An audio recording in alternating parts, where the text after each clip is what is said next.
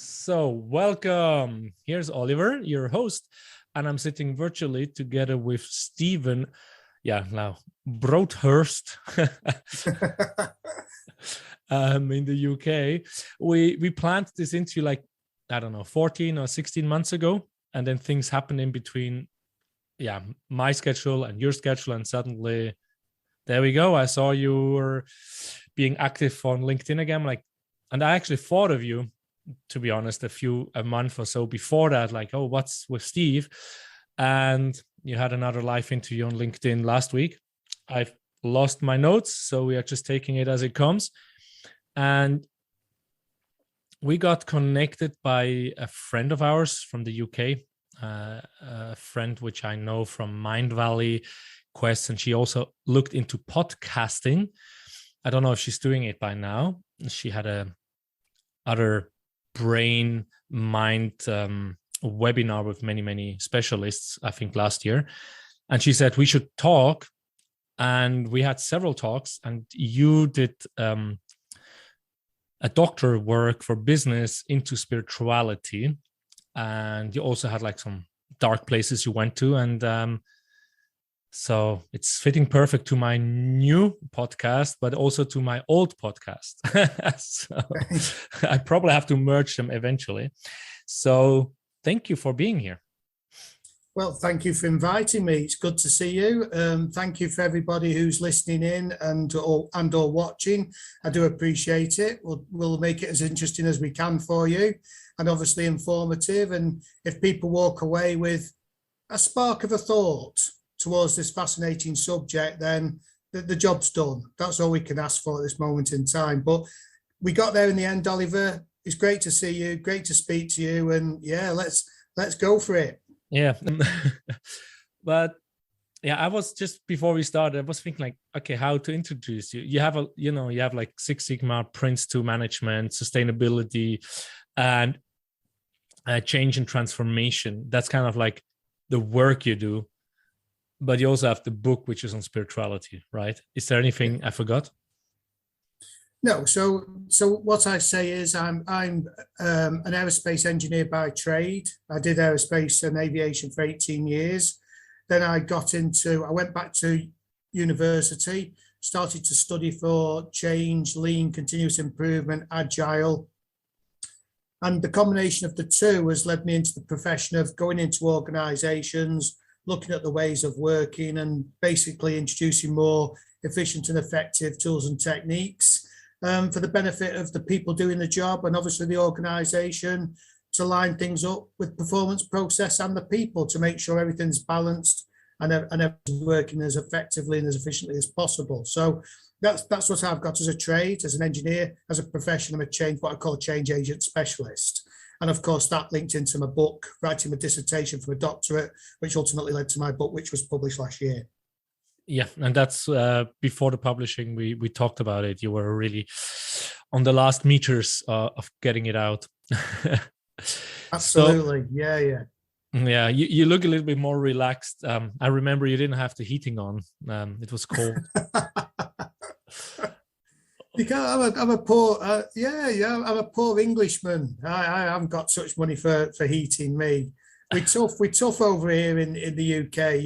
It's got to be, if it's cold, we'll get a candle, and if it's really cold, we'll light it. Yeah, so Wim Hof is old school for you guys, right? Breathe through it and exactly. Put another jumper on. Put another jumper. I think you had, how you call them, muffins or what? Mittens on, or something like that. Yeah, you're right. I've fingerless mittens. I've had those for the best part of 9 years because they're fingerless, so it allowed me to do the typing. So yeah, I've got them in a frame on the wall actually. Okay, so now you can pay the heating, huh? Hey, steady on. Not going as far as that. It's July, so I hope England is not as cold in July. It's always cold. It's just cold and colder. That's all it is in the UK. I thought it's called wet and wetter, but that's Ireland, huh? Yeah, exactly. In Scotland. Yeah, Denmark is, it's actually not been too bad, but now it's raining here. So yeah, so now we had the fun memories here. How would you actually describe yourself in 3 adjectives, words, and why would you choose those? Authentic,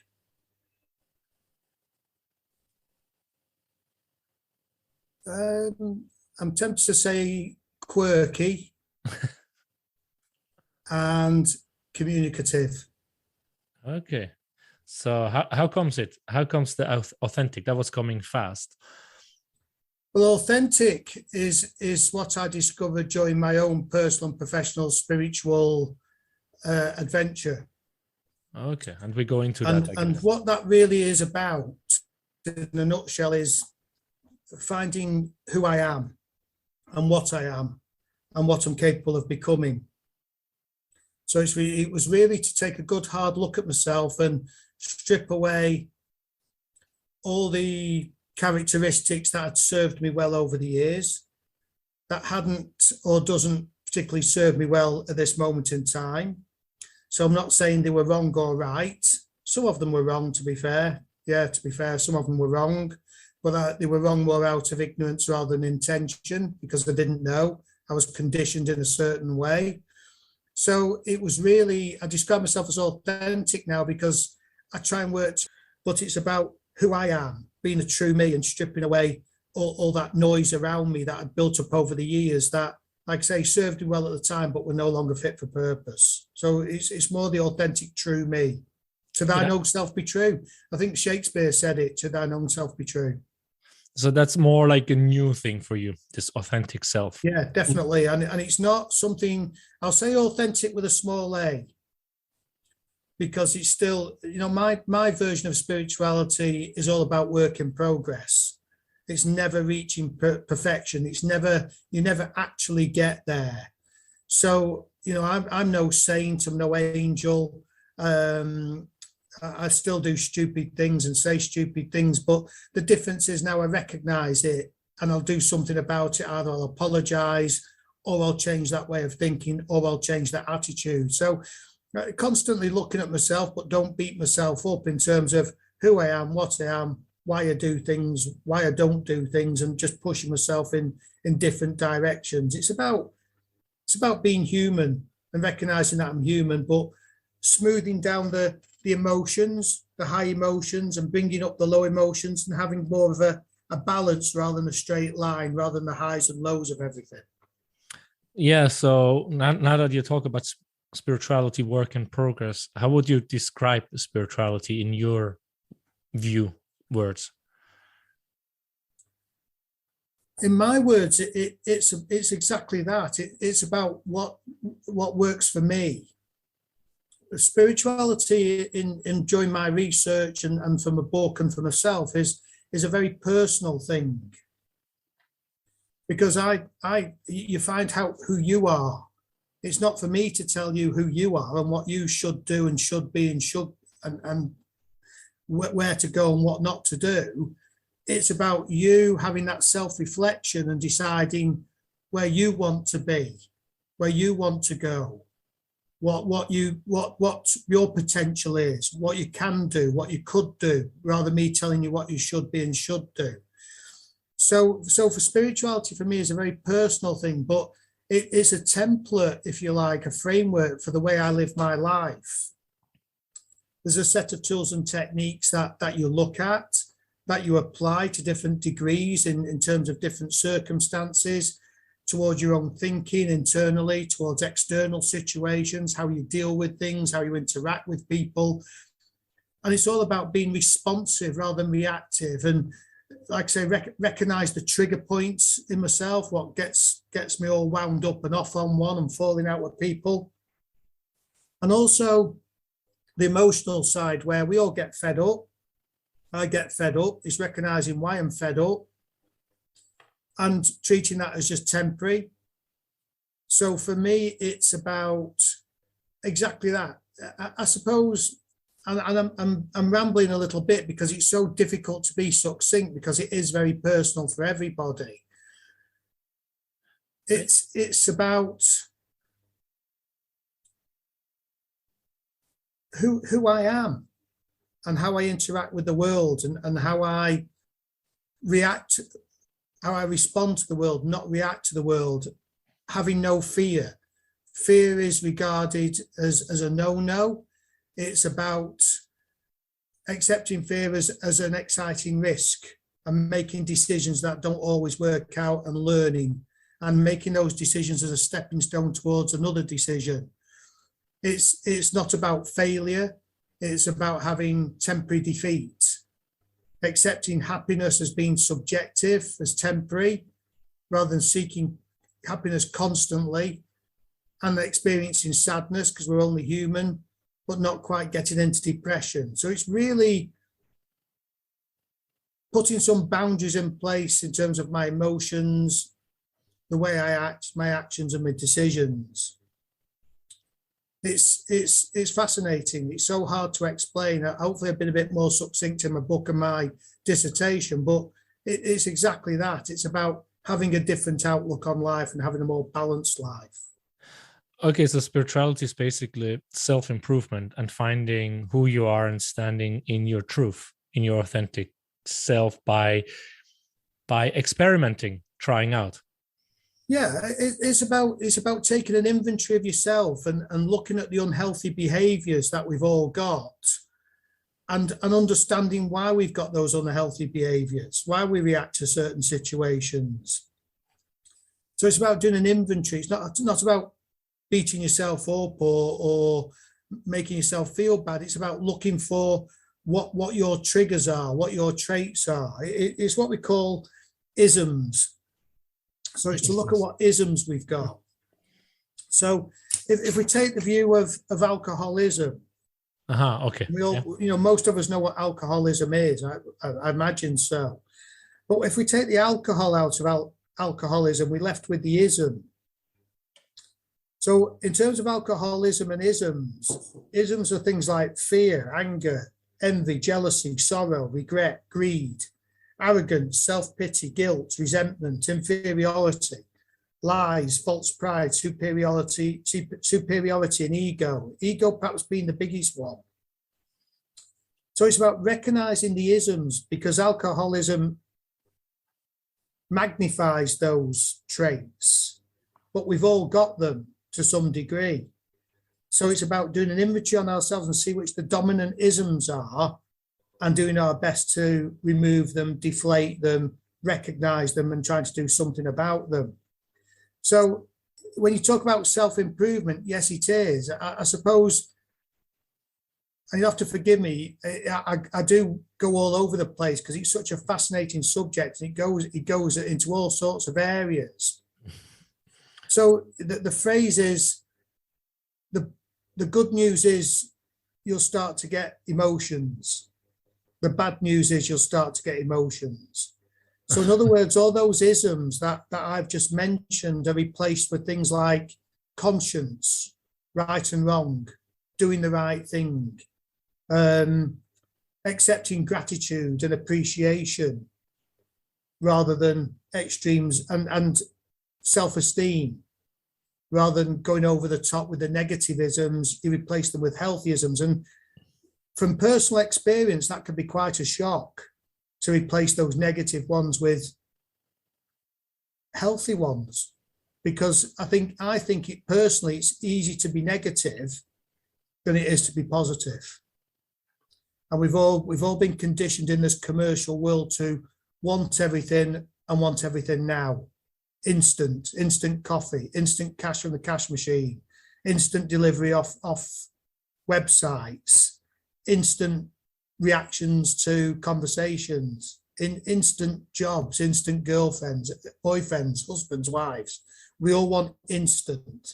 So it's about having impatience and letting things unfold and doing the things we can to make things happen, but not expecting an instant result and maybe not expecting the result that we want, but having what we need rather than what we want.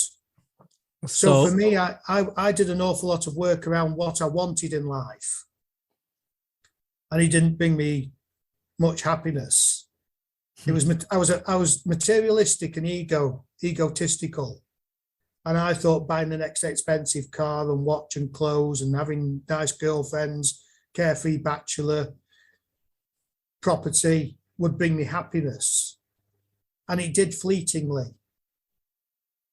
So now it's about having that, what I need rather than what I want. And sometimes I get what I don't particularly need, what I don't particularly like, but it's what I need.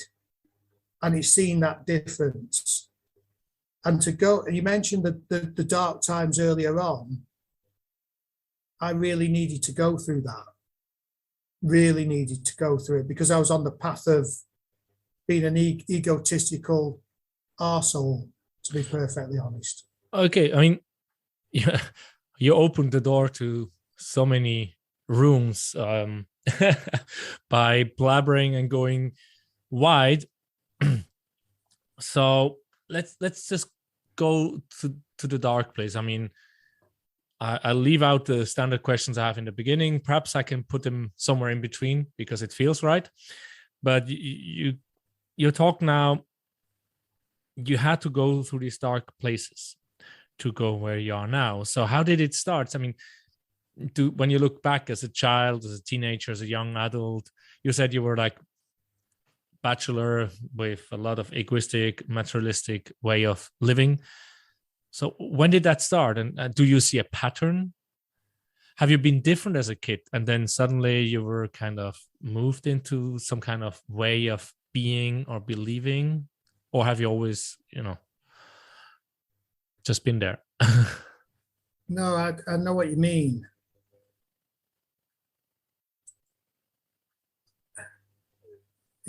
And again, I appreciate that I opened so many doors, but this will open the way to another podcast. we can have several podcasts. No worries. I love interviewing people, and that's why I don't have the 30-minute or 45-minute or whatever limit. I want the guests to be able to share, and if there's more to be shared, we just open another podcast episode. There you go. Right? Okay. I'm just trying to put a peg in the ground of where it really started. And I think there's a number of factors what sprung into my mind. One is I saw my mum and dad work very hard for very little. And my mum and dad didn't particularly get on. There was no violence, but they didn't really get on. So I was brought up in an unhappy marriage. So I never saw a healthy relationship. So that was number one.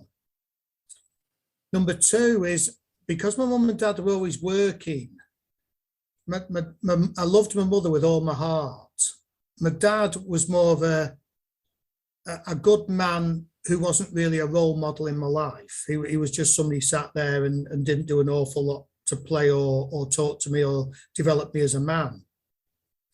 So I was very immature as a young boy, very immature. I was a good lad. I was innocent, used to play, do normal things, never got into trouble, but I was very immature. And I was also a very bright and clever lad. And at school, they expected me to do a lot better than what I did. So all the teachers were saying I was going to go what we call to the grammar school, which is a prestigious school here in the UK. That I'll do well. I'll get some qualifications. But I wasn't encouraged to study because my mum and dad were working, or I didn't really respect my dad in that way. So I ended up leaving school with no qualifications, which was a disappointment to everybody, including myself. And I was very, very fortunate to have become an apprentice at 16 with British Aerospace, or BAE Systems as it's called now. And to tie all that in, there was 40 lads in a room, and we got divided up. And we were divided up on the qualifications. So we had all the people with high qualifications went down the technical and managerial route, and all the people who had nothing went down the manual labour stroke engineering route. And this sounds bad, but I was mortified, absolutely mortified that I didn't go with that group, because that's where I thought I belonged. But looking back, I absolutely did belong in that group. But that was the ego starting to develop in me to say, well, hang on a minute, my ego and vanity says I should be over there. I haven't proven my ability, so it means that I go in that direction. And every year for the last 41 years, I have done further education because of that, every single year. And some of it's been for fun, like art and learning another language, and other things have been for my MBA, doctorate, etc., maths, English. I started off with maths and English at 17, 18 at night school and developed it from there. So 41 years as a result of one mistake at leaving school. So to answer your question, that's when my ego started. And because my ego wasn't satisfied through doing my further education, I wanted to show the world how successful I was by being materialistic. So in other words, I haven't just done it, I've got it. And to prove it, I've got the medals of the car and the watches and the clothes. And because I joined these lads at 16, I realized I was immature compared to them. Without being crude, some of them were sleeping around, they'd lost their virginity, they were having a drink, they were young lads, and I'd never done any of that. And I became very aware. And being brought up in an unhappy marriage made me have a fear of marriage or a dislike of marriage. So I've never been married. Now, that's not to say I've never met the right girl, but combined with all that, I realized I was actually very immature up to the age of 42 because of everything I've just said, my isms, my outlook, the root causes of what made me who I am. Why do I think like that? Why do I see things like that? Why do I do things like that? So there's a lot of that realization that actually up until the age of 42, I was immature. So I was showing the world how successful I was and clever I was by compensating through not doing very well at school and to dare I say having a string of girlfriends. So in 2007, which was like the peak or the trough, depends how you look at it, I had numerous properties, all added up to quite a substantial amount of money. I had my own businesses. On the face of it, I looked very, very successful. And the financial crash of 2008 pulled the rug from under me. And I lost absolutely everything. Everything. My mum died of cancer, which was the biggest heartache of all. And everything I had and owned got repossessed, stolen, or just gone, everything. Now, the reason why I said peak or decline depends how you look at it.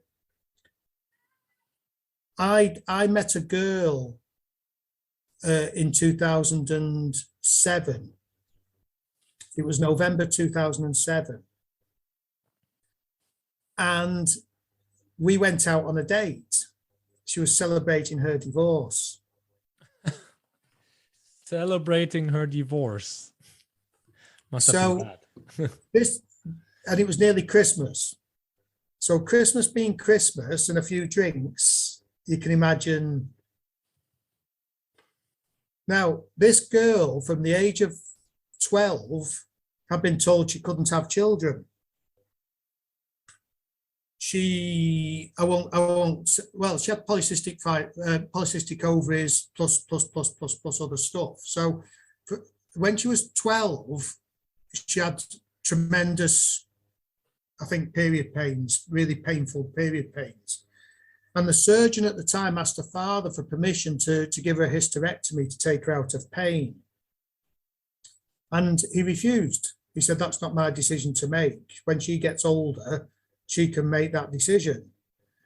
So she'd had boyfriends, she'd been married, as I just said, always led to believe that she couldn't have children. And guess what? So you're a father, but not married.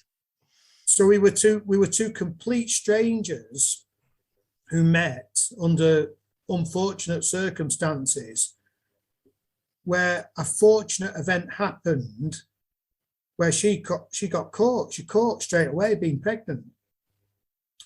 So when she went to her mum and dad and said, I've met this lad called Steve Broadhurst who lives in Macclesfield, they went, oh yeah, and by the way, I'm pregnant.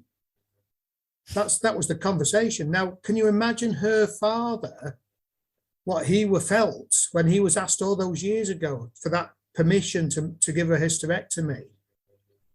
And he refused. Suddenly he realized that was the best decision he had ever made. So can you imagine the emotions of suddenly finding out that you've got pregnant and you thought you couldn't have children, to be sat there with a complete stranger who was going through all that chaos of losing everything?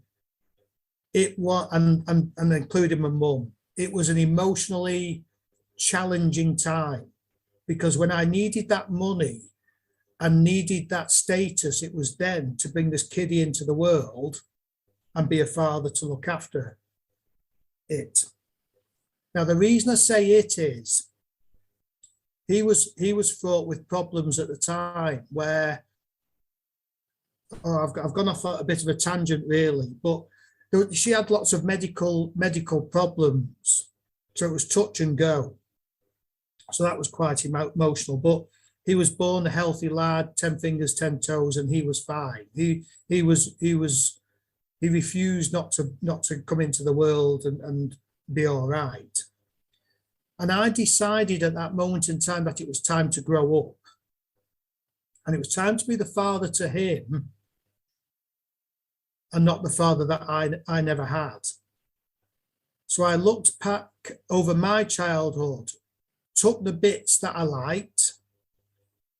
I took the people who were very, very kind to me and what they did and how they did it and put themselves out for me. And I thought, that's my starting point of being a father to my son. What did I like? What didn't I like? And then the rest is made up as you go along, because you don't really know apart from that.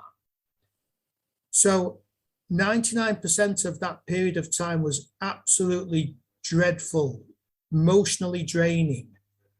But the arrival of my son into the world made everything worthwhile, because it made me want to grow up. It made me realize the importance of what is and what isn't. And he was my motivation to pull myself out of this black hole that I was in, to be a decent father and be the best person. So I'm getting a bit emotional, to be the best person I can be for him. Now, of course, her and I split up. We had no chance. We were strangers. We didn't have the foundation of a relationship. So out of all that horribleness, there was this one little diamond called Charlie that I built the me on, the authentic me on, to make sure that he had a decent father and be the best person he could be, who he could look up to. So that was the beginning of the end. And that's why I say I had to go through what I had to go through to enable me to look at myself and go, I was on the wrong path. It wasn't right. So the boy is alive, but at his mom. He's with his mum. I see him every other weekend. I see him for half his school holidays. He looks more like me than I do. He is definitely a mini me. We are good friends. We get on. And he looks nothing like her side of the family, which really grates them. Whereas he is the spitting image of me, absolutely down to a T. And he's 14 in August now. And we have a tremendous relationship. and he's doing all right. He's doing well. Okay, I didn't expect that. There you go. You get your money's worth out of me, Oliver. Yeah. I just said in the last podcast, before I started, sometimes I have to be careful when I have interviews, because suddenly there's like a can of worms which opens up. I seem to have this feeling, or the universe brings the people into my awareness which do have deep stories to share. So to get it right, you said in 2008 you lost everything, and just before 2008 you put put your son in a stranger's belly. Did you already go down the drain in 2007, or did it suddenly happen in 2008 that everything just collapsed? Everything collapsed in very, very quickly. It was like a big sticking plaster. Everything went straight away. It was after you met the mother of your son, or was it already before? It was just after. So when she said she was pregnant at Christmas, in January, everything started to fall apart. Oh my God. How about synchronicities? Yeah. It absolutely was. So as I mentioned before, I realized that my whole life, don't get me wrong, had been fun, but it was very superficial. And what I'd done, and what I realize now, is that I'd built these castles in the air, which were really, really fancy and smart, but they didn't have any foundations under them. So I was very much missing the foundations. So I knew what I was fine. You know, it had got me through that period of my life, but I knew what characteristics I had were no longer fit for purpose for the future. But I didn't know which ones. I didn't know which ones to replace them, you know, how to replace them, what to replace them with, anything, nothing. You know, I just knew there was something in me, these isms that weren't right. The good news is you get emotions. The bad news is you get emotions. But where you go to discover how to change things and what to change is a totally different thing. And to look at yourself without beating yourself up and having loads of regrets takes a lot of courage to strip yourself down, to look at every element in yourself with a view to rebuilding something that was fit for the now rather than what was in the past. And that's what set me on the path towards spirituality. Okay, so yeah, the tumbling of the air castles, Luftschlösser. That's just the word that comes to my mind when I think of German, but you can call it also air castles, right, in English? Yeah. It's castles in the air. It's a Walt Disney thing, isn't it? You know, Yeah, because in German you call it Luftschlösser. It's like, you know, it's just puff and warm air kind of fish. It's sometimes very dangerous to translate from one language to the other. You know, these sayings. You know, pulling my leg. It like doesn't work in German. It's like, you know, pulling lifting up with the arms. You take me on the arms. It's pulling my leg, right? So, right, it's still a body part you use, right? But it's a different body part for. Well, as a side note to that where that expression comes from, pulling your leg. In the olden days, talking about castles, they had court jesters. So the kings and queens would have a court jester and they do tricks and comedians. Well, the court jesters in the UK used to have bells on the shoes. Yes. So when they shook the leg, the bell would ring. So that's where the expression comes from, you know, pull the other one, it's got bells on, you're pulling my leg, you're making a joke. Okay. Yeah, I don't know if I've seen too many movies based from England, but for me, yeah, the Chester, the Joker is like that with the bell. I don't know how it was in Germany or Switzerland or whatever. I guess it probably was similar with the Chester. Okay. Yeah. It just took me off and now try to figure out why it's called like that in German. So. I'm good at that. I'm really, really good at that. I lost a little bit of track, but I have one question here or one statement and then let's see if I find back now after this Chester introduction here. Through the different circles and meetings and quests and whatever, YouTube's podcasts, readings about spirituality, or what is my purpose in life, right? How do I find the passion, right? The passion is linked to the purpose a lot of times. And I think it has also a lot to do with how we as persons, we have different body types. So we are stronger in a certain thing. So being whatever, a midget, it's hard playing basketball. But, there were a few NBA players in the 90s which were really good, even dunking, and they were shorter than me. So, but generally, right? So you have like a soul-given personality or strength. So then that comes with the purpose and the passion somehow when you go accordingly, because things are going easier. But then another thing that I hear, and that's has been triggered by what you said about, the life until you found out you're going to be a dad and everything falls apart, and you're like, oh, the life was fun, but it was just air castles in the air, and no real fundament. The statement they said, it's the purpose of life is to find joy and have fun and good memories, fun memories, joyful memories. That's one of these sayings I just heard in the last days. And I'm like, that's definitely true, right? You want to have fun, you want to enjoy yourself. But how do you see that now with the two parts you had the last years? With that, I suppose on one side, it's about having a life, and it's about having a balanced life, and it's about ultimately lying on your deathbed and having little to no regrets.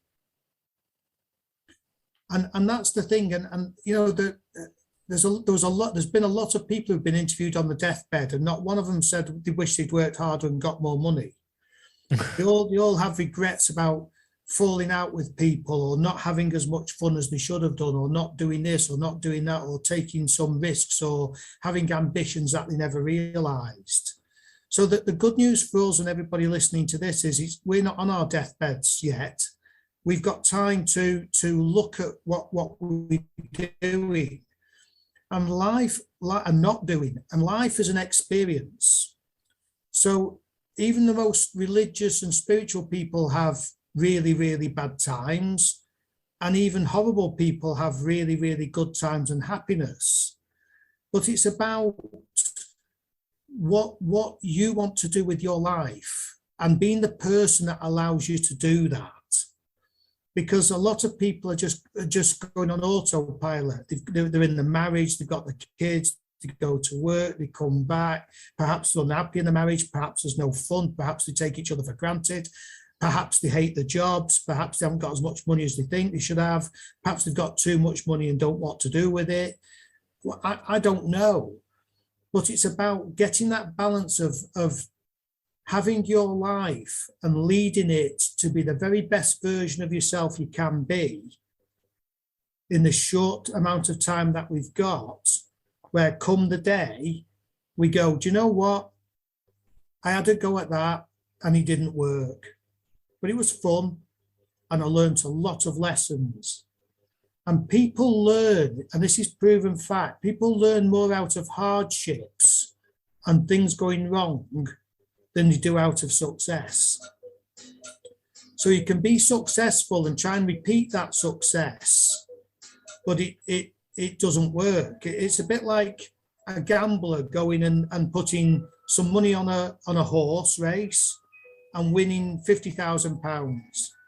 And then you think from then on, I can just put money on this horse and keep winning, because one success doesn't lead to another.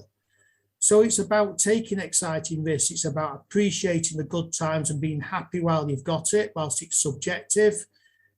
The downers are just part of life. We're all chemicals. We're only human. We've got a mind. We get fed up. Temporary. This too shall pass. And it's about going out there and saying, I'm really happy in this relationship. What do I need to do to make it happier?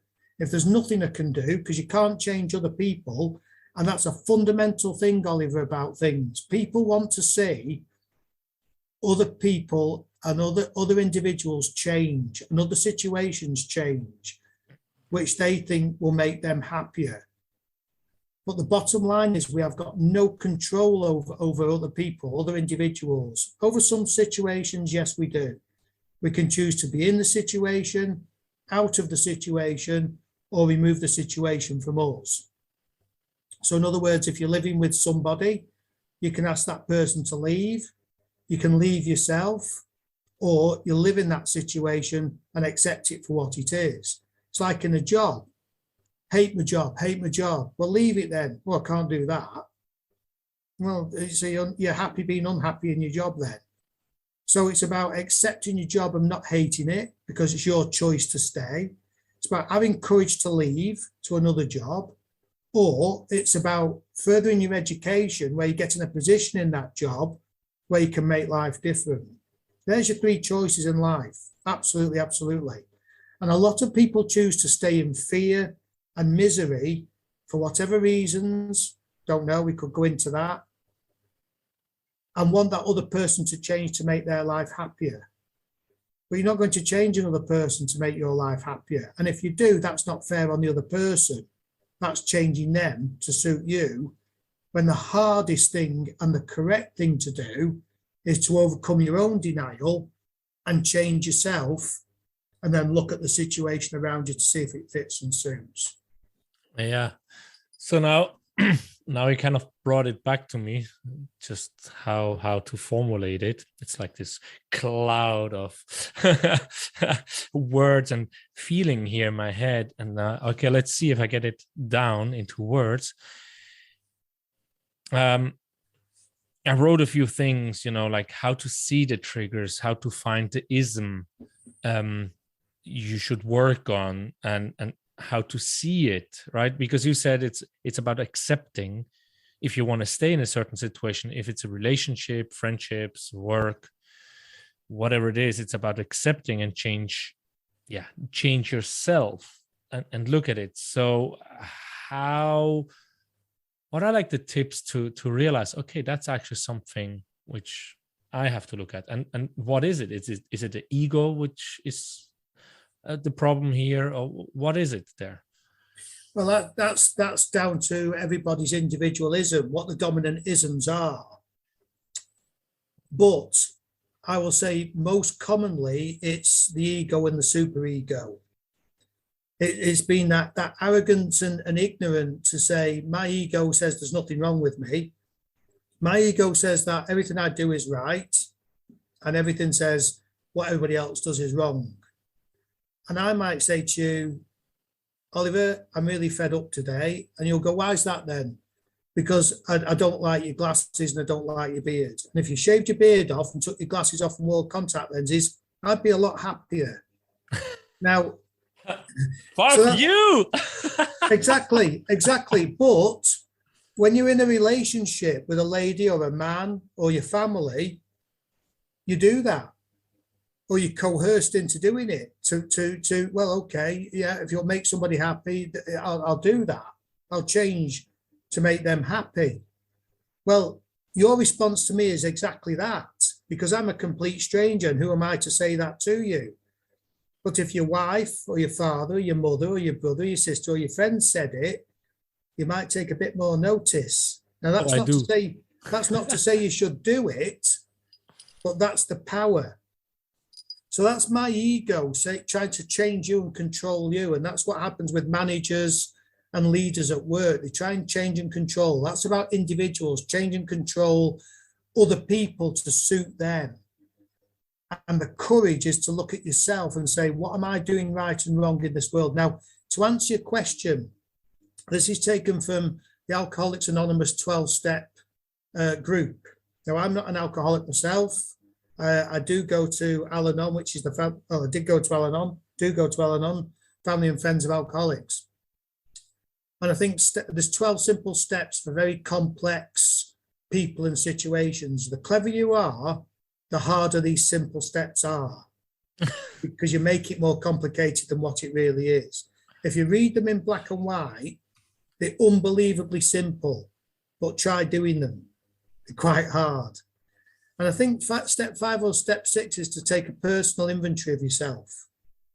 And that's not to beat yourself up. It's to be nice and gentle and take a piece of paper and type out exactly what you asked me earlier on, your furthest memories of what you didn't like, who you didn't like, and why you didn't like them. So I would go back in time and say, my dad and my mum, and I didn't like this, and this. And then you put one of those isms next to it. Well, why don't I like Oliver's beard and glasses? Well, actually, I'm jealous. I'm jealous of him. I think you look great. You know, you look fabulous. So I'm jealous. I want some glasses and beard, but you know what? It's never going to happen. It's a rubbish analogy, but I put jealousy next to it. Why did I do certain things? Was it out of ego? Was it out of envy? Was I being impatient? And you go back as far as you can. And then once you've done your list and everything what comes into your mind you put down, then you can start pointing out your dominant isms. Now, I'm not a jealous person. I don't get jealous. But mine was about ego and vanity because of the lack of success I had when I left school. So I replaced that with ego and vanity and materialism, etc., etc. So if they're the dominant ones, what do I need to do to start to deflate that? So when I talk about the ego and the superego, it's about recognizing my ego in terms of all that. My spirituality pops the ego or deflates the ego because underneath it all, what I realized fundamentally was I lack self-esteem. Dreadfully lack self-esteem. So why do I lack self-esteem? Because of all the things we just mentioned about going through it all. So it's recognizing where the root cause of that self-esteem is. What are those conditioning factors that have helped to encourage that lack of self-esteem? And instead of addressing my self-esteem and becoming assertive and confident, I've took the easy route out of trying to mask it with womanizing, buying fancy cars, buying fancy clothes, properties, all the materialistic things you can think of. And you did that without that fancy beard and glasses I have. Love it, mate. But it's about going down and looking at it and then thinking, right, what do I need to do to address my lack of self-esteem? What is it? What do I need to do as a healthy way to address my self-esteem? And then you work out a plan to do that. And it's the same with jealousy. It's the same with envy. It's the same with greed. It's the same with resentment. It's an inferiority. What do I need to do to put a healthy plan in place? Instead of masking it and covering it up, what do I need to do to get rid of those nitty-gritty isms? Yeah, I mean, I normally ask for, an advice or a tip or a call to action. I think you already gave a pretty good one here, and it doesn't seem like an easygoing. I mean, this sounds like really hard work. So how long did you work on that I mean, it sounds like, okay, I have it figured out. Yeah, for me, it was this. My parents were not happy married, blah, blah, blah, blah. So how long did it take you to get down there? How many times did you want to hit your head against the wall because it was so painful and you just didn't want to continue working on that? It's a brilliant question, a really good question. It's as hard and as brutal as you want it to be. Or as difficult, right? Yes, but my spirituality is a very kind and gentle. It's more brutal facts that you address gently, if that makes sense. And it's about having courage. There's a thing called the Serenity Prayer. Grant me the serenity to accept the things I cannot change, the courage to change the things I can, and the wisdom to know the difference. And the courage part is looking at yourself without beating yourself up. You can't change other people, but you can change your situation. So the hardest part is to look at yourself without beating yourself up. And that's why I say what I did was out of ignorance rather than intention, because that's the way the world formed me at the time. So going back to when my son was born in 2008 and my mum died in early 2009, I knew I was lost. I knew where did I go? What did I have to do? So that was the starting point of my realization that there was something wrong, but where to go and what to do, I do not know. Now, I would have been a brilliant, brilliant candidate for antidepressants. No doubt about it. But I didn't go to the doctors for them, not because I'm strong or I'm Superman or defiant. Well, I am a little bit defiant. I wanted to give this spirituality a go because it's helped millions and millions and millions of people the world over who've suffered from alcoholism, gambling, sexaholics, workaholics, every holic under the sun. This program's helped since 1935. So I thought, well, if there's something in this suffering that these people have got and they find a little bit of solace or serenity within that, what is it in it, what can help me, if anything at all, to overcome my particular suffering? So my path, because we don't call it a journey, I think it's a dreadful expression, my spiritual journey. It's not a journey. A journey has a beginning and an end, and it's usually an arduous one, and it usually ends at the beginning. That's the definition of a journey. The hero's journey is more straight. It's a bit crooked, but it goes on and on and on, and expands as you walk it. You don't go backwards. You don't go back to where you come from unless you really want to. You keep on walking and it expands in front of you. And the more it expands, the more you learn about yourself and develop. I mean, what you said, you cannot get back to it. But if you want to, I have the feeling you cannot get back.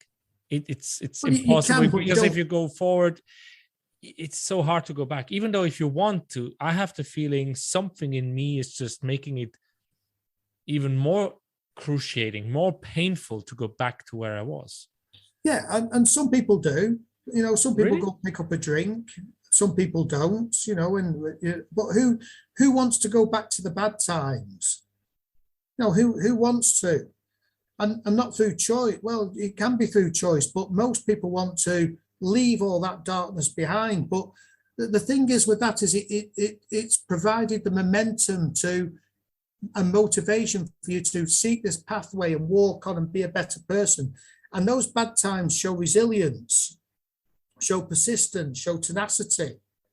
Right? If you can get through the good bad times, really bad times, you're sure as hell going to get through the good times and all the challenges that come with it to make you a different person.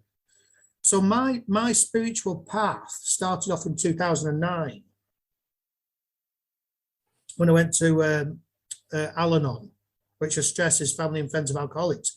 So we haven't got addictions per se, but we suffer from the addictions of other people. And it comes back to what I said earlier on. If only that person would stop drinking, I'd be a lot happier. And it's if only that person would not go and spend all my money on the horses and gambling, I'd be a lot happier. Yeah, if that person wouldn't be all the time in front of the TV and spend more time with me, I would be happier. Exactly. Well, that's their choice. And we might not like it, but that's their choice. So it comes back to, do we stay in the situation and accept it? Do we remove ourselves from the situation because it's no longer fit for us? Or do we ask the situation to remove themselves from us? So that's the three choices. It comes back to all that. And a lot of people choose to stay in the situation, moan and groan, try and change the person who's making the life a misery, or they certainly don't ask the situation to leave them. They stay in fear and misery rather than face the fear of the unknown. Now, another thing popped in my head. It's from other discussions I had, mainly, I think. It's like if you change your personal reality, I mean, that's Joe Dispenza coming up. When you change your personal personality, you change your personal reality, which is actually interlinked to these discussions I had with a few friends, not that many. It's like when you really change the way you see yourself accept yourself, have more self-love and self-acceptance. I mean, that's Jesus's thing. Like, I think he said more like, love yourself as much as you love the people which are really important to you, right? Because we often forget to love ourselves. But then you fill up your cup, and then the world around you changes. And I have experienced that a few months ago, where I just was not in bliss, but I was like on the love level, according to this, chart, where shame is very much in the bottom, right? And then love is halfway to Buddha and Jesus, basically, to the bliss state. And the people around you will change. And there's like quantum physics theories about the multi-universe, or just the way you perceive it, subconscious, whatever. How do you see that? If you're in a situation where your husband, your wife, your kids, your whoever is either spending all their fear or pain or miseries in front of the TV, watching one movie after the other, football games, Formula One, whatever it is, or they go to the pub, or they eat the chips in the evening, or whatever they do, right? The isms, as you said. And now you start to accept the situation. As you said, leave it, be miserable about it, or accept it. But with accepting it and more self-love, will, in your experience now, what is that, 13 years? Does the reality around you change? Will the people suddenly be interacting differently with you? Or you just have to be really hard and say, okay, I accept it. Yes, they don't see it themselves. I accept. Okay, so yeah, there's a lot in that. Sorry. No, not at all. Where do you start on that one? It's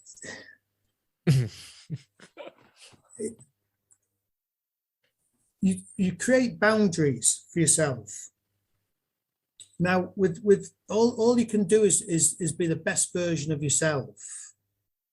So I'm just trying to think of all that you just spoke about. I mean, kids need educating.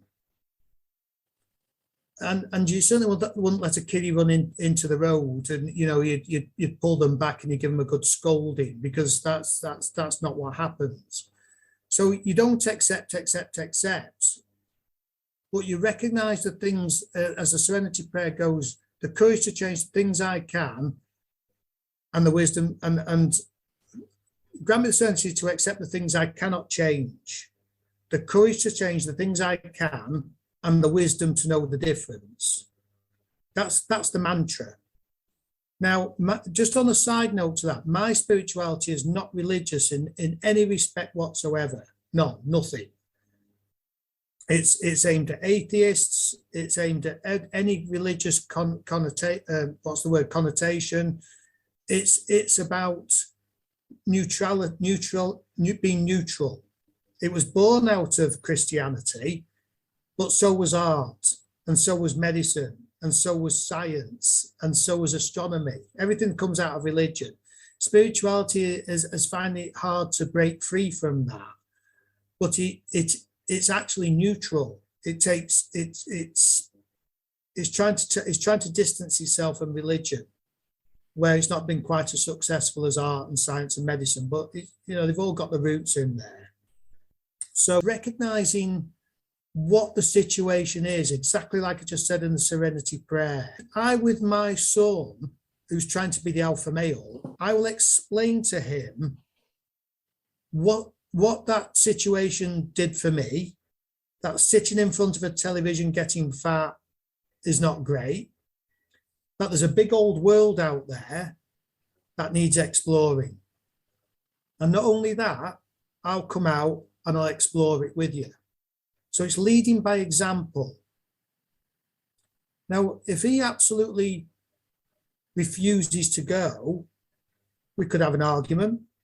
You're allowed to have arguments. We could have a healthy discussion and a debate. You can force a kid or somebody to do it, but that breeds resentment. So it's all about persuasion, motivation, showing the benefits of what the alternative is. Let's be honest, kids nowadays want to watch telly, they want to play on the phones, they want to play computer games. My son doesn't have computer games. Never gave it to him in the first place. So going down that route, not just because I'm smart, but because that's not how I was brought up. And looking at the news and reading stuff, kids get drawn into computer games day and night, day and night. The school suffers, the weight suffers, the health suffers. So guess what? You don't buy them computer games. But you can't just let them sit there. Okay, sitting on their own's fine. They can play, imagination. But come on, son, we're going out there. We're going to go for a walk. We're going to go in the country. We're going to look at the wildlife. We're going to play hide and seek. We're going to buy some plastic guns and we'll play soldiers. So it's about that persuasion, that motivation, and not starting it in the first place. I've seen little kiddies in trolleys, push chairs, with a pacifier in the mouth. Clearly can't speak English, because they're too young and they've got this pacifier. Clearly can't walk because they've not developed, on a mobile phone playing a game. Yeah, I know. I mean, that Denmark is strong. I don't know how the rest of Scandinavia is, but we had this discussion at the school we were, from someone looking at that said Denmark was like the top in Europe for the parents just didn't let the kid find out how to handle the emotions. They immediately, when they started crying or something, give the phone so they can keep on driving. But that probably, I mean, what I hear in your explanation here, it's more, we need to also take the time and not get frustrated. And that's exactly where I think it happens with this acceptance. Like, okay, I chose to have time with my kid or my kids or my friend or my wife or my whatever. And they want to do something else than me. And then normally I get pissed off. And that's where you then, Eckhart Tolle style. I don't know. There's definitely other Ramdas or whatever they are all called. I don't know their teachings. I just know the Eckhart Tolle book and a few of his YouTube talks. So when you then feel like you get like this anger coming up, this frustration coming up, being able to kind of step back. And I know from one class, it's like really visualizing yourself getting outside the body and looking how you react and how you feel, saying, wow, because they don't want to do what I want to do. I get frustrated, I get angry, and then I interact with the people in a certain way. Now, that's only you have control over that. So exactly. Be gentle, be the positive version, as you say. And I really, the last 2 weeks before we started, I said I'm really in a place where I'm just whirling down, but not when I have the interviews. I'm just like feeling like the third time actually in 1 week I have an interview where I just feel like rising my energy and getting above of how I feel during the week. It's really that's in our choices then to choose and not get frustrated, pissed, and then like, God damn it, why don't you? No, then whatever technique you have, right? I try with breath work. Sometimes it works, sometimes it doesn't. Some people say you can just practice every day and like cross your fingers in a certain way. And now when you practice it every day, so when you get in a situation where you get frustrated, aggression or whatever it comes, frustration, you do this move and it, sends signaling in your brain, and look at the situation and then just say, okay, what is my best version? You talked about that, right? Be your best version all the time, or sometimes you cannot be better than whatever it is, and lead as an example and say, you know what, I get frustrated, but that's something triggering me. There's something I'm not good enough, something, right? You shared a lot about that, self-respect, self-value, whatever. And then interact with that person you're together or the persons you're together. And by that, the experience will be much better. And of course, you can then later on with your kids, as a good teacher, can share, like, in that situation, I really got angry and I was able to like step out of my body, kind of, or imagine I step out of my body and look at how I react and realize, wow, it's me. And by that, I told myself, okay, what is the best version of me doing in that situation to have a good time? So absolutely, and this is about you've said it. You've got an ism in you, and it's in you, and you're reacting to a stimulus, a trigger that really hits on that ism. So it's a bit like, and it still keeps triggering something in you, but you've moved forward because you're recognizing it and thinking, well, where's this coming from? Well, that's the thing. Where does it come from? And what are the triggers that are triggering it? So it's not about avoiding the triggers. It's about recognizing the triggers. And you can't, in some spirituality versions, you say get rid of the triggers completely. Well, that doesn't quite work. If they're in you, they're in you. What we can do is soften them. We can recognize them. We can not perhaps get triggered on the first event or the second event, but we might get triggered on the third, and then we kick ourselves. Then we'll get triggered on the fourth and the fifth, and then we'll kick ourselves. And it might be for the sixth, seventh, eighth time that we finally get triggered. But it's about recognizing it and looking for the reason why that ism's there, and why does it create this horrible, overwhelming feeling to react and not respond to the situation I'm in. So, when other people want to do something, I've learned a lot more patience, kindness, and tolerance and recognize my trigger. So what is it in me? Is it the ego? Is it because I'm stamping my feet and I want to go and do that and they all want to do this? And then you suddenly go, well, so what? If that's all they want to do and there's no harm in it, I'll go with them. Or if I really, really don't like it, I'll say, you go and I'll meet you later on. Yeah. Or the trade-off is, we'll do what you want to do this week, but can we do what I want to do next week? Just give it a go. And it's about having that responsiveness rather than stamping our feet and wanting our own way and that tantrum and that trigger and that feeling. It's horrible. Now, we can't get rid of that entirely, but we can recognize it, we can soften it, we can start to react and respond and trade off and have a healthier respect for what other people to do. I mean, I can't stand football. I couldn't think of anything worse than going to a football match. Okay, so then you watch at least a tennis game, right? Wimbledon. No. But if my son wanted to go and experience it, I would take him. But if I really, really couldn't stand it, I'd understand. And it's that bit of a self-sacrifice to go, well, okay, I don't like it. I might switch off and I might read a magazine while we're watching football, but I will go with you because I'm with you, as opposed to going to watch the football match. Or if I really can't stand it, well, go with your mother or go with your uncle and I'll see you later on and tell me all about it.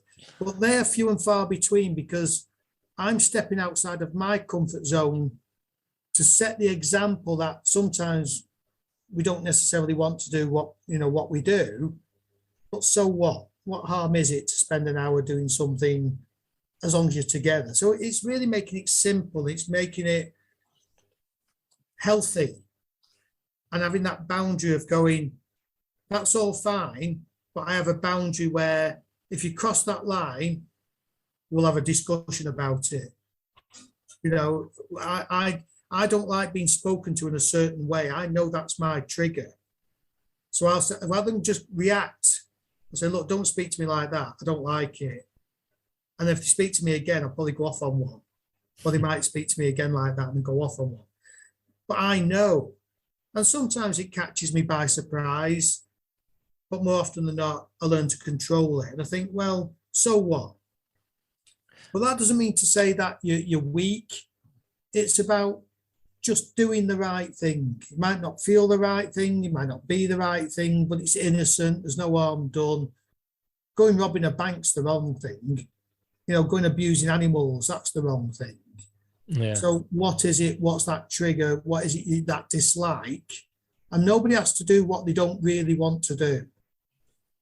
But is it really that bad? So it is about those boundaries and those triggers and doing what's right and doing what's wrong. Don't do what you really, really don't want to do. Take an exciting risk and think, well, I don't want to do it, but I'll do it anyway. It's that balance. It's that just expanding yourself. It's having that courage to do things differently and take exciting risks. So, yeah, another question I had before is like, how do you know what is right? If it's a situation you've never done before, how do you know what is right and what is wrong? Where do you know it from? Well, we know there's common laws. There's the law of the land, isn't there? We'll take that as a given. Yeah, we know don't murder and but we've got all that. But else something which is not written down in the law. How do you know what is right and wrong for? Because the right stuff flows. The wrong stuff gets stuck in us and we react. I can't. What the reality is, pain changes us. It's the lessons that we learn out of bad situations that changes. If you tickle yourself, you're not going to learn much by that. You're not going. If you break your leg, you know you've broken your leg because it hurts. Okay, so you know not to walk on that leg. You might have it set, you might have a plaster on it, you might itch a bit and you stick a stick down it and scratch it, but you've broken your leg and it hurts. And it's telling you it's broken because it hurts. So if you're going through these emotions that are triggering a response and you're being unreasonable, you hurt. So what is it about that pain that's telling you that you have to do something, well, not have to, but to do something different? So it's our emotional response and our feeling that's telling us that something is wrong. So what do we need to do about it? Is it rest? There's a thing called HALT. Are we hungry? Are we angry? Are we lonely? Are we tired? If we're hungry, we eat. If we're angry, why are we angry? Are we lonely? Well, we're not alone. We're going to do something or accept the fact that we just wandering around and for that moment in time. Are we tired? We'll go and get some sleep then. So, if you're laughing, you've got the good times, but you don't learn much out of laughing apart from you've had a good time. It's the pain, it's the reactions, it's the responses that is telling us that something is wrong. Yeah. And then it's for us to go away and go, got it. What's wrong? What do I need to dig out? And to use the same analogy, and if these isms are deep in us, and it's a bit like falling over in the street when you was a kid, and you graze knees, and you've got loads of grit and dirt in your knees. Now, if you leave that grit and dirt in the graze, it's going to become infected. Yes. And it's going to be very unpleasant. So what the horrible thing they used to do in the olden days is pick the grit out or get a wire brush and clean it out. A wire brush. Ow. So that hurts because this grit is deep in your skin, but it's got to come out. And then what's left after a while is nice red sore skin, nice and clean, but raw and sore. So you put your cream on it, your antiseptic, to sort it out. And you might put a bandage over it. You might put a plaster over it. And eventually a scab comes over it. And eventually that scab falls off. And guess what? Everything's okay. But you know where you fell over. And you know to be careful from that moment on. Because you know if you fall over, you don't want that grit in your body again. Now, if you don't clean all the grit out, every now and again that grit moves and causes you pain or causes an infection. And that's a bit like the emotions. What's that emotional grit that you mentioned brutally, perhaps really have to scrub out or pick out or gently clean out, that you need to remove to create that healthy skin to enable you to avoid falling over and that infection not causing you a problem in the first place. So I'm trying to put tangible analogies on what is in your head.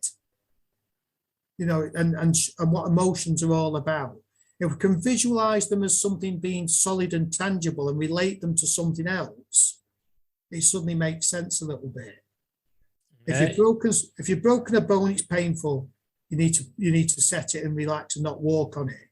If you've got grit in you, you need to clean it out, take some antibiotics and get some healthy skin. It's the same with emotions. What's healthy? What's unhealthy? What is your reaction telling you to that situation that's wrong. Yeah, and then why? Yeah, you just put it very visual. I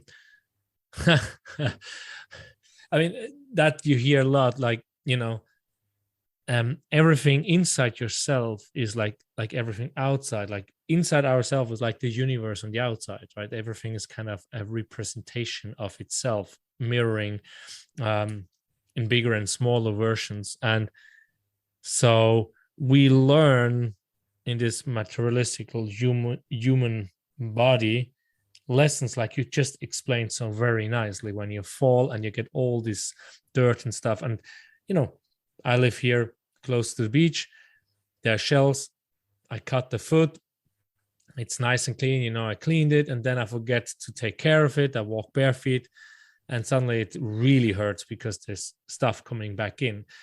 And just thinking of, you know, I was just thinking of trauma, right? When you say these emotional, so these are the traumas, and some people, it's not building up to a really big trauma, which is incapacitated, you know, making it them unable to react in certain situation because they didn't clean it out.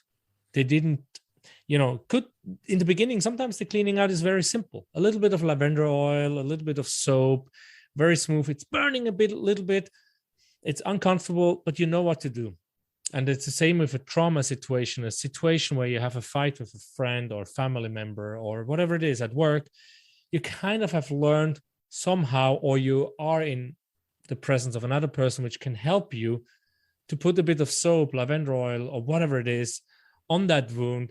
And now you learned your lesson, you know, the cut you got in that situation. Another person doesn't know how to handle it, and it keeps hurting for a long time. You're like, and then other people are like, come on, get over it. Yeah, but that person didn't know how to clean the wound. Exactly. And you said something very interesting in all of that. When you said, how do you face new stuff? How do you realize? A majority of people face old stuff all the time. So it's the same situation, the same triggers, the same events, the same people, the same attitudes. And that's what you face over and over and over again. And we keep doing, I think it was Einstein who said, you know, the definition of madness is to do the same over and over again, but expect different results. So this comes back to taking a stance, saying, I need to do something else, and really dig that grit out. And the courage will be to get that wire brush and really give it a good scrubbing. That's courage. I don't fancy it, but if it has to be done, it has to be done. So it's about having that courage of, look, well, what do I need to do differently to stop this situation keep recurring and recurring and recurring, because it's not doing me any good. Now, that's fine, because we learn the hard way or we don't learn at all. That's the reality of that one. But when a new situation, how many times have you heard somebody say, you never guess what happened to me today? It's never happened to me before. It was completely new and completely unexpected. And wow, I didn't handle it very well, or I handled it brilliantly. Very few people talk about new experiences. Very few. They talk about the old ones all the time. The same old, same old, same old, same old. Don't talk about the new. So so if you're faced with a new situation that you've never been through before, there's a bit of fear because we're out of our comfort zones. We don't know how to handle it. But guess what? It's an exciting risk. It's a change. It's better than being in the same old, same old. So we either see how it develops, or we try and interfere with the flow and the process of it all, or we make some decisions that are right or wrong to help us carry on. Who knows? But the fact is, we've been presented with a new situation. And how exciting is that? Because it's better than the same old crap that we've been through for years and years and years and years and not done anything about. So new situations are brilliant because it means we're getting healthy. It means the universe is giving us something different to consider, something to experience, something to learn from, something to get good things out of, something to make a decision over that'll lead to something brilliant, or it'll fall on its backside. But guess what? We'll learn from that and we'll make another decision. And that might work or it might not, but we'll learn from it.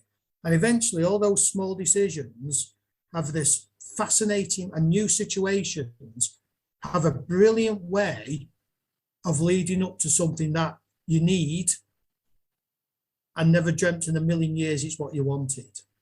Never. Yeah, I can see that's yeah, without asking you, but for me, there's like what you're saying is like where people probably get into this spiritual awakening or this depressed state. It's because life is continuing the same, and eventually they realize they're in a rat race or in a, you know, in a wheel where the same situations come over and over again, just with new friends or new job or whatever. And what you just described is this is life is to be experienced. So when you have new experiences, the universe gives you new experiences, or the matrix or whatever you want to believe in, the one consciousness, gives you new experiences because it realizes you have learned to, you know, brush off the old ones. And I'm still hanging there with this. It feels icky, but having this wire brush to go into your emotions. And another thing that occurred to me, some of these easy traumas, right? Like we do not know why some people are so traumatized by a situation where others are not. It's because when it was cut a little bit and you need to use soap and whatever cleaning to be done with it, you didn't do it. Now it's infesting.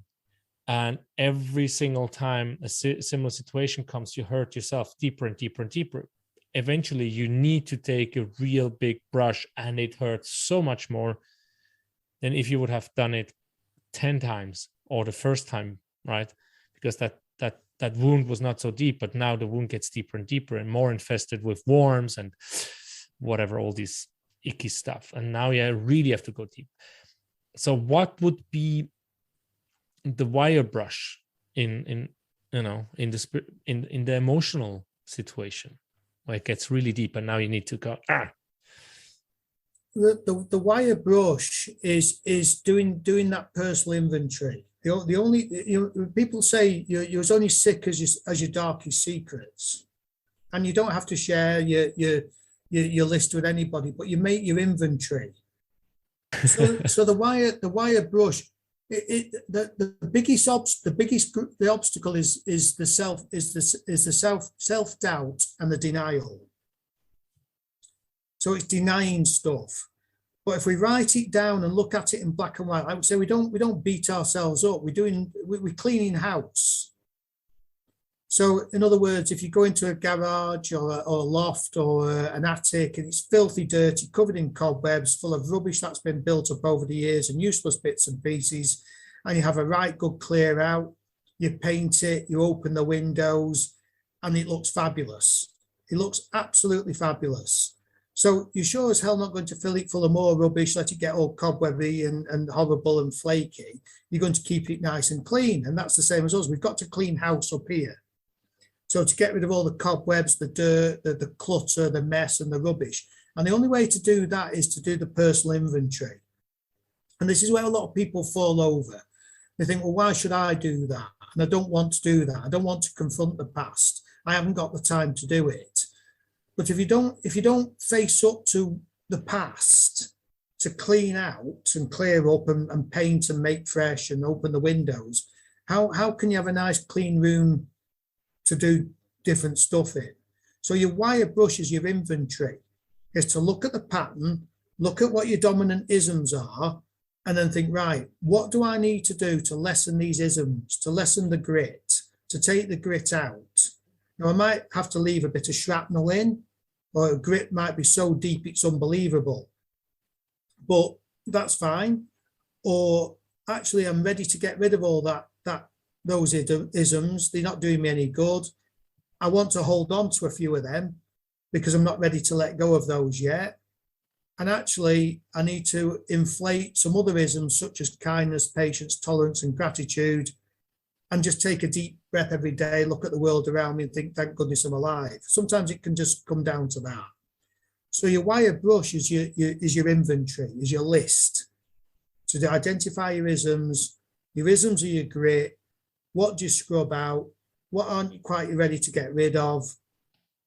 what healthy antiseptic and antibiotics do you need to put in there to start to balance things up a little bit. Like I say, we're only human.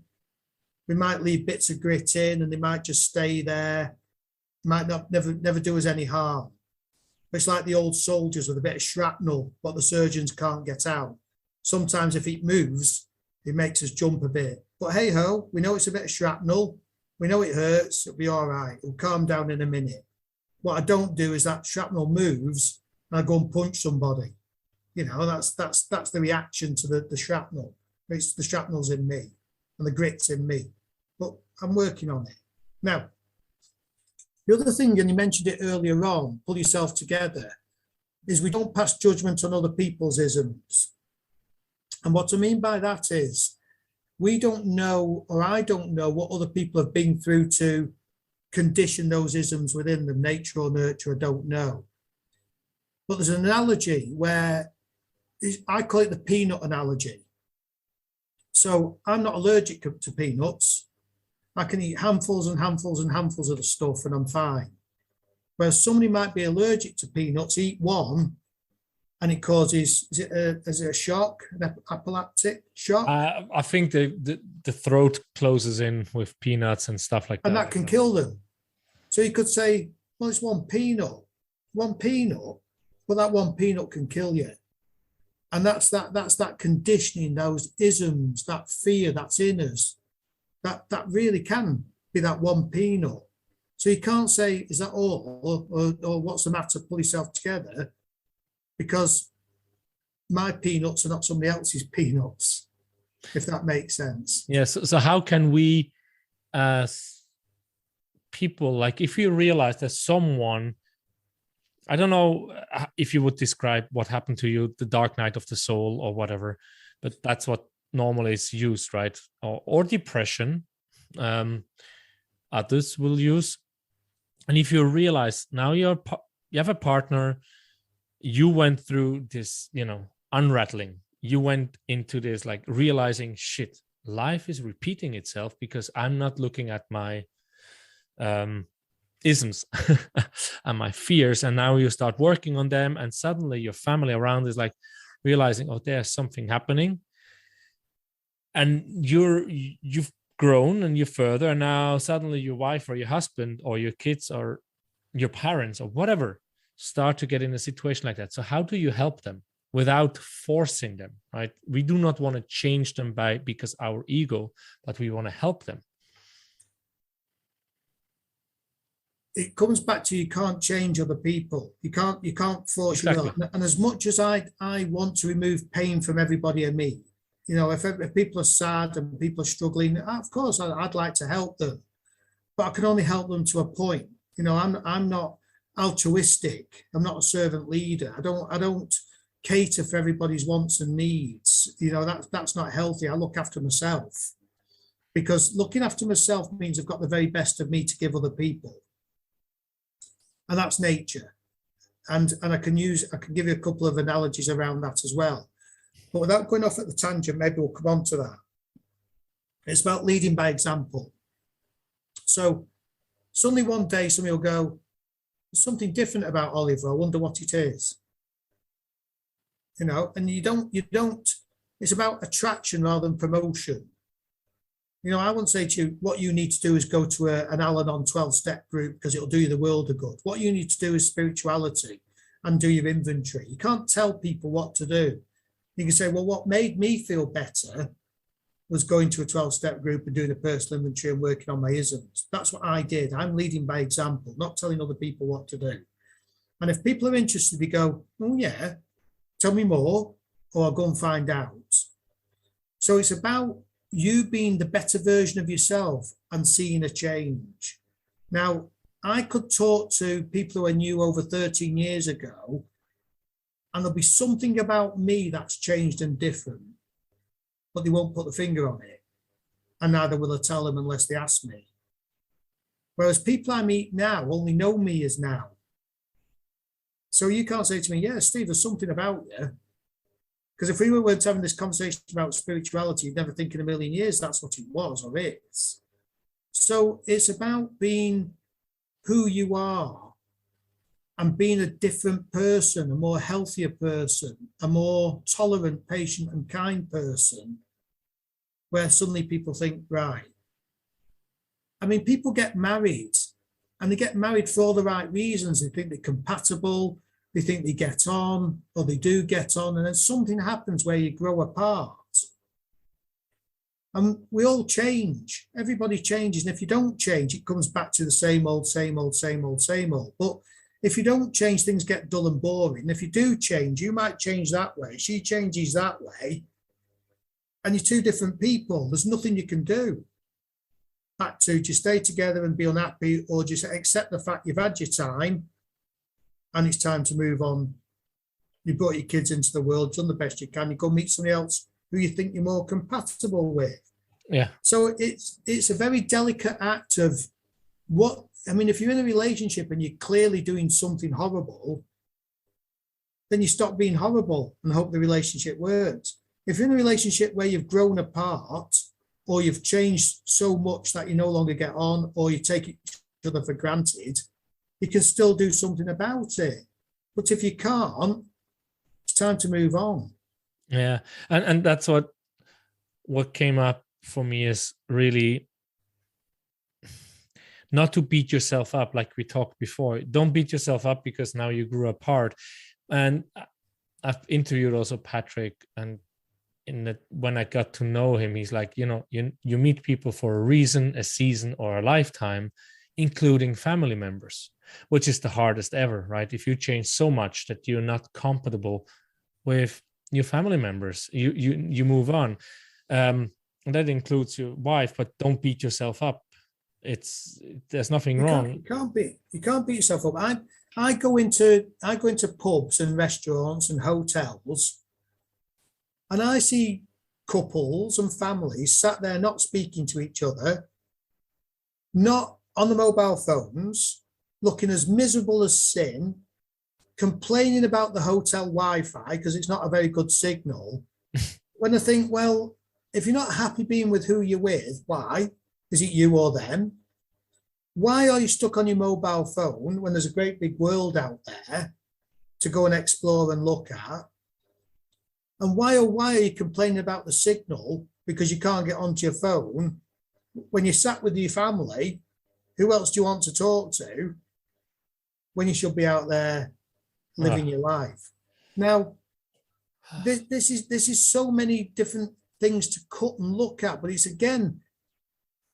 not healthy to see all these people looking as miserable as sin in a relationship, not speaking, on a mobile phone on holiday, thinking I can't stand the sights of you. And that was the trouble with COVID and the lockdown over here. People were stuck and trapped with people they can't stand and realize they can't stand them, but haven't got the courage to do anything about it, or too fearful to do something about it. And it's, why should you lead your life that unhappy? And if it's you need to face up to it and do something. If they're being unreasonable, saying if only you should shave your beard off and put some contact lenses in, well, that's your choice. You either think, well, that's fair enough, I'll do that. Or do you know what? Stuff that. Yeah, accept me who I am. Or I'll go and meet somebody who likes my glasses and beard. It comes down to that. And I'm trivializing it. But boy, oh boy, the amount of misery and fed up and stuck in dull routines is phenomenal. And you think, why? Sorry, I cannot stop laughing because this is exactly what people, not about the glasses, no one is, but the beard, how much feedback I get about what the fuck happens in your face. Why don't you cut that away? I'm like, I don't know. Somehow it just feels right. Eventually I will cut it, I guess. Right. But I like it to touch it because my hair, right? Like you, I cannot have my long curly hair anymore. Unfortunately. No, but it touched so much in me, what you just shared, right? And I think that's why so many spiritual people said the awakening happened through COVID, but it's just a realization, an awakening in the way of realization that, hey, I'm stuck with someone, I don't get along anymore. And I didn't want to face it. I didn't want to face myself the honesty to be authentic, like to start. I mean, we're still at the authentic part, right? After 1 hour 45 minutes, I just said like, That's the most why important. authentic? That's the most important thing. So people have to face not being authentic with themselves. So thank you, listeners. This is the end of the first episode, the first part with Stephen Broadhurst. The second episode will come out in a bit, about a week. It's as long as this one, and we're going much more into what is spirituality in the workplace. So this episode was on spirituality at home, and next week you get spirituality in the workplace. Thank you so much for listening, and please go out and share this episode if you liked it. Press the subscribe button on YouTube or this, what is it, Spotify, Apple Podcast, whatever podcast provider you use, and send us any messages, any feedback, any questions you have. We are here to answer them in probably part number 3, which is already planned but not done. So thank you very much, and have a great morning, afternoon, or go to bed and have a great night's sleep. Bye-bye.